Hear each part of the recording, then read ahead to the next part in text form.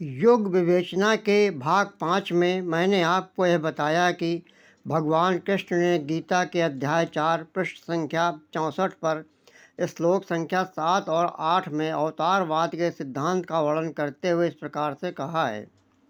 यदा यदा ही धर्मस्य ग्लानिर्भवति भारत अभ्युत्थानं धर्मस्य तदात्मानं सृजाम्यहं परित्राणाय साधूनां विनाशाय च दुष्कृतां धर्म संस्थापनार्थाय संभवामि युगे युगे।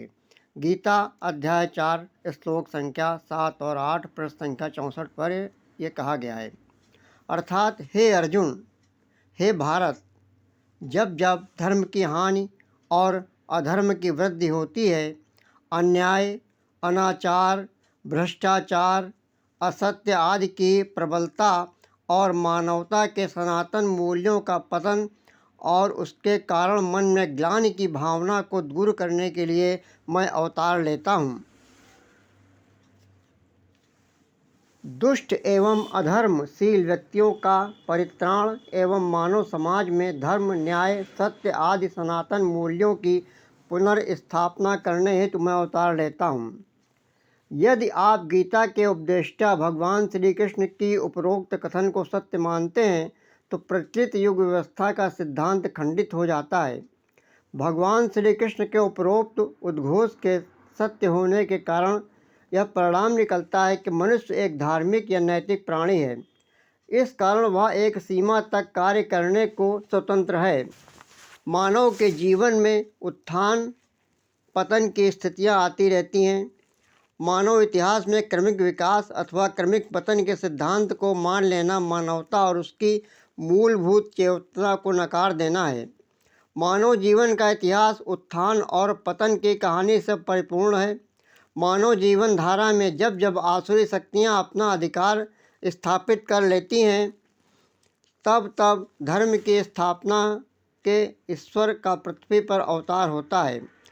इस पृथ्वी पर मानव ही एक ऐसा प्राणी है जिसके कर्म न्याय अन्याय, पाप पुण्य, धर्म अधर्म, शुभ अशुभ आदि की तुला पर तौले जाते हैं।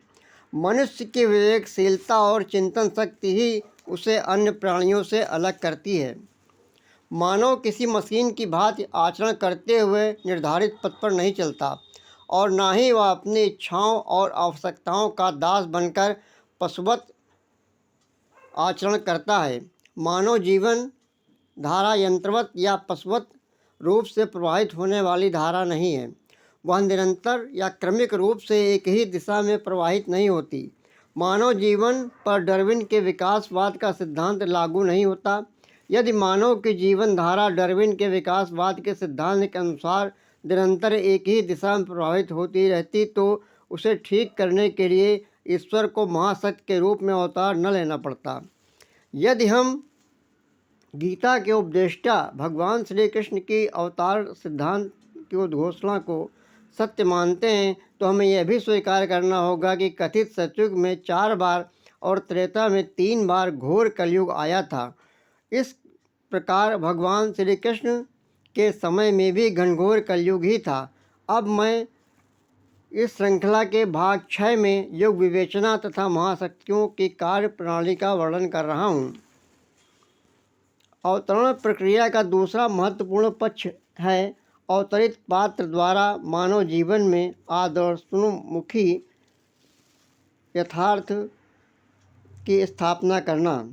अतः अवतरित महापुरुष कभी भी ऐसा कोई कार्य नहीं करते हैं जो अति अस्वाभाविक या रहस्य रोमांच से पूर्ण हो। वायुमंडल में घड़ी निकाल देना, फूल या मिठाई उत्पन्न करना, पूर्व फूंक मार कर किसी का दर्द दूर करना, योग दृष्टि से किसी के भावी जीवन की घटनाओं का वर्णन करना, मंत्र बल से किसी को मार देना, पानी आग पर चलना, भूमि में कई दिनों तक समाधिस्थ रहना आदि कार्य किन्हीं सिद्धियों अथवा जादूगरी की क्रियाओं के द्वारा किए जाने से संभव हो सकते हैं। किंतु इस रहस्य प्रकार के रोमांचपूर्ण कृत्य कभी भी कोई अवतरित पुरुष नहीं करता है। क्योंकि इस प्रकार के कार्यों का मानव जीवन के आदर्श मूल्यों से लेस मात्र भी संबंध नहीं है। अवतरित पुरुष के जीवन का प्रमुख लक्ष्य होता है मानव की जीवन धारा को उदात्त पथ पर प्रशस्त करना, न कि रहस्य रोमांचपूर्ण कृत्यों से मानव समाज को अपनी ओर आकर्षित करना।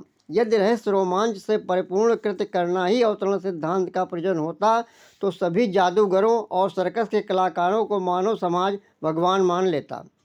सत्यता यह है कि इस प्रकार के स्वयं उद्घोषित भगवानों ने अपनी सिद्धियों के आधार पर 10, 20 या 150 व्यक्तियों को भले ही चमत्कृत किया हो, किंतु किसी तथाकथित सन्यासी, तपस्वी, साधु या अवतरित भगवान ने अपनी किसी सिद्धि या तपस्या के आधार पर आज तक कोई राष्ट्रीय स्तर का चमत्कारी कार्य नहीं किया।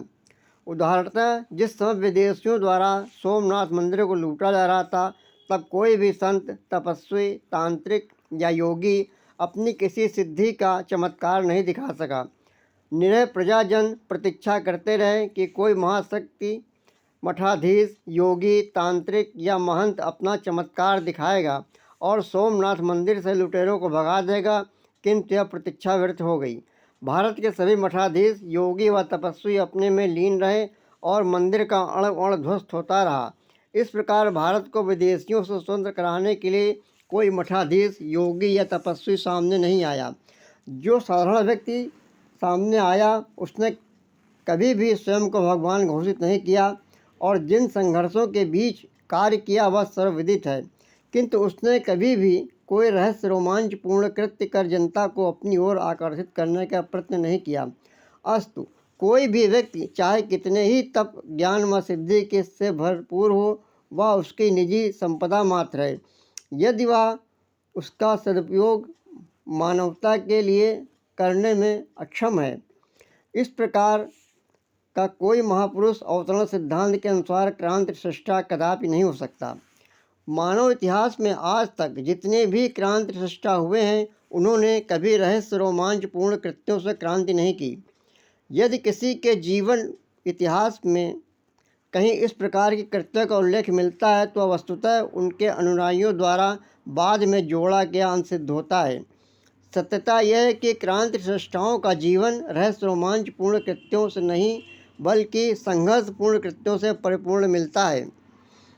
रामकृष्ण, बुद्ध, महावीर, चाणक्य, ईसा मसीह, मोहम्मद, नानक, शंकराचार्य, दयानंद, गांधी जी आदि सभी क्रांति दृष्टाओं को जीवन का अवलोकन कर देखिए। सभी का जीवन कठिन संघर्षों, निष्काम कर्म एवं अनुपम त्याग से परिपूर्ण मिलेगा। किसी भी मानव समाज और किसी भी युग का इतिहास उठाकर देख लीजिए, उसमें सभी युग दृष्टा का धर्म क्रांति के नायक महान कर्मयोगी ही मिलेंगे। अब मैं अवतरित महापुरुषों को जीवन दर्शन का वर्णन कर रहा हूँ। नैतिक क्रांतियों के सृष्टाओं का जीवन दर्शन क्या होता है? इस प्रश्न में का उत्तर हमें गीता के उपदेष्टा भगवान श्री कृष्ण के शब्दों में इस प्रकार से मिलता है। गीता अध्याय 2 श्लोक संख्या 22 में भगवान श्री कृष्ण ने इस प्रकार से कहा है, न मैं पार्थसार्थ कर्तव्यम त्रिषु लोकेषु किंचन नानावाप्ताम वयम वर्त एवं च कर्मणि। गीता अध्याय 3 श्लोक संख्या 22। यद्यपि मुझे क्रांति सृष्टा को तीनों लोकों में कोई भी कर्म, कर्तव्य या भोग्य नहीं है, तथापि मैं कर्म में ही प्रवृत्त रहता हूँ।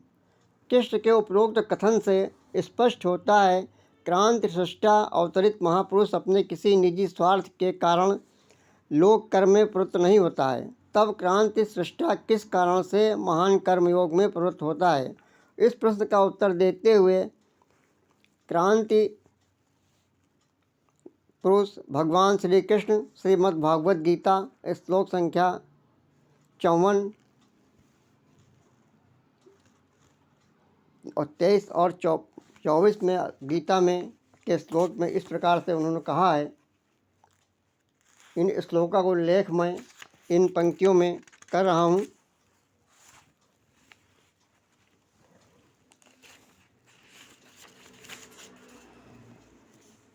श्लोक संख्या 23। यदि हम न वर्ते जातु कर्मण्यतः मम वर्तमानुत मनुष्य पार्थ सर्वशः उत्सीदेयुरमे लोका न कुर्या कर्म चेदहम संकरस्य च कर्ता श्यामुं ब्रह्म प्रजा। गीता अध्याय 3 श्लोक संख्या 23 और 24। यदि मैं क्रांति सृष्टा लोक कर्म में प्रवृत्त नहीं होता हूँ तो भी सभी मनुष्य मेरा ही अनुकरण करते हुए अकर्मशील हो जाएंगे और तब समस्त लोक में अकर्मणता अवस्थाएं तथा उच्छृंखलता व्याप्त हो जाएगी और लोक अनुशासन नष्ट भ्रष्ट हो जाएगा। क्रांति पुरुष ने क्रांति सृष्टाओं के जीवन दर्शन की मूल चेतना का अभिव्यक्त करते हुए जिस महत्वपूर्ण तथ्य की ओर संकेत किया है वह द्रष्टव्य है और गंभीरता से विचारणीय है।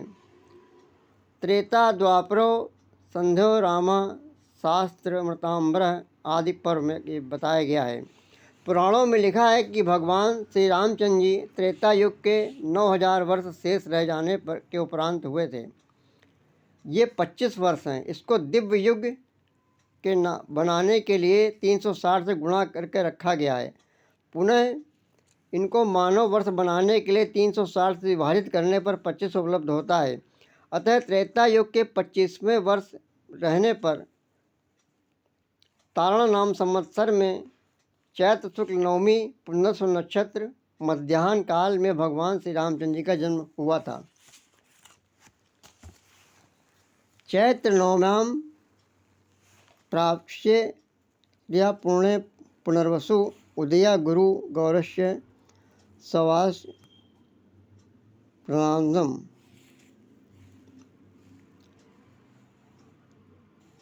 ये वर्णन अगस्त संहिता में दिया गया है। 24वें त्रेतायुग में रामावतार का होना पुराणों में लिखा है, किंतु वाल्मीकि रामायण में इसी गृत त्रेतायुग में रामावतार का होना सिद्ध होता है। जैसे मेदाम चद्विदम चैव पंच जाम्बवतः स,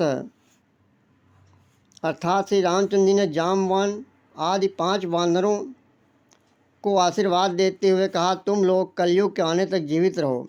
इसमें 28वें युग का नाम नहीं है। इसका तात्पर्य यही है कि भविष्य में आने वाले कलयुग तक जीवित रहो। ये 5 वानर महाभारत युद्ध के आसपास में जीवित थे, अर्थात द्वापर युग के अंत में श्री कृष्ण जी ने जाम्बवान की पुत्री जामवंती से विवाह किया था। इसी प्रकार महाभारत में लिखा है कि हनुमान जी ने भीम से कहा कि मैं त्रेता युग के अंत में उत्पन्न हुआ था, अब मैं कलयुग आने वाला है। उक्त घटनाओं से गत त्रेतायुग में रामावतार का होना सिद्ध होता है। साथ में यह भी सिद्ध होता है कि युगों के वर्ष दिव्य वर्ष न होकर मानव वर्ष ही हैं। जैसे जाम्बवान का जन्म वामनावतार के समय से पूर्व हुआ था, क्योंकि रावण युद्ध में जाम्बवान ने कहा था, मैं वामनावतार के समय युवा था। जाम्बवान द्वापर युग के अंत तक जीवित रहे। अतः यदि युगों का मान दिव्य वर्षों के अनुसार माना जाए तो जाम्बवान की आयु कम से कम 14 लाख वर्ष की होनी चाहिए। अन्य द्वापर के अंत तक जीवित रहने वाले वानरों का आयुष्मान भी 9 लाख वर्षों का होना चाहिए। इसी प्रकार भगवान रामचंद्र जी का 11,000 वर्ष तक राज्य करना लिखा है। संभव है त्रेता युग का अंत और द्वापर का प्रारंभ रामचंद्र जी के वनवास के दिन से माना गया हो। उस समय उनकी अवस्था 27 वर्ष की थी। 14 वर्षों के पश्चात 42 वर्ष की अवस्था में प्रभु श्री राम राजगद्दी पर बैठे और 71वें वर्ष की अवस्था के पूर्व 3 अश्वमेध यज्ञ भी कर चुके थे। तत्पश्चात 11,000 वर्षों तक कौन कौन से कार्य किए इसका कोई उल्लेख नहीं मिलता।